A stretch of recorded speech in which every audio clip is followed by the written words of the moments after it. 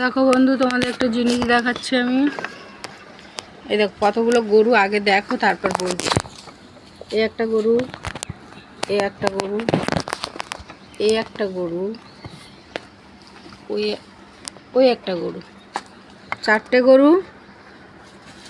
দেখেছো গরুগুলো কেমন ছেড়ে দিয়ে রেখেছে? গরুর আর কোনো যত্ন নেই।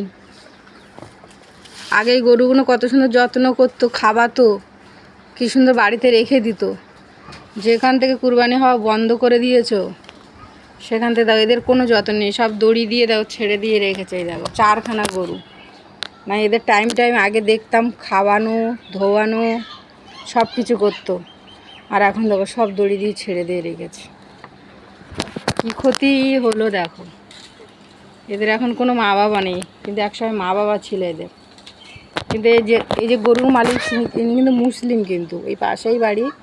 দেখতাম সকালে বেঁধে দিত, 10টা 11টার মধ্যে নিয়ে চলে যেত, নিয়ে বাড়িতে টাইম দেখতাম ঘর ছিল, ওদের ঘর আছে থাকার, টাইম খাওয়াতো।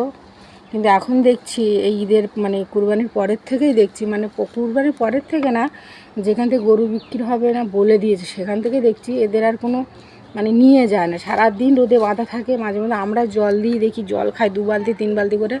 মানে এদের আর কোনো গ্রাহ্য কেউ করে না, মানে সেই যত্নটা করে না। দেখো এইভাবে ছাড়া আছে, এই যে বাড়ির ওপর, বাড়ির ভিতরে চলে এসছে দেখো খাওয়ার জন্যে সব।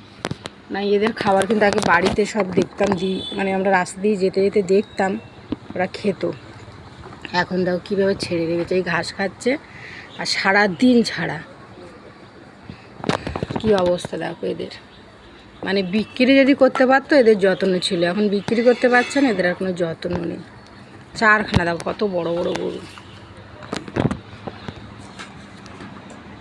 আর আমার এই ছেলে সারাদিন দাঁড়িয়ে বেড়াচ্ছে, একটু একটু করে মালাই করে জল নিয়ে যাচ্ছে আর খাওয়াচ্ছে।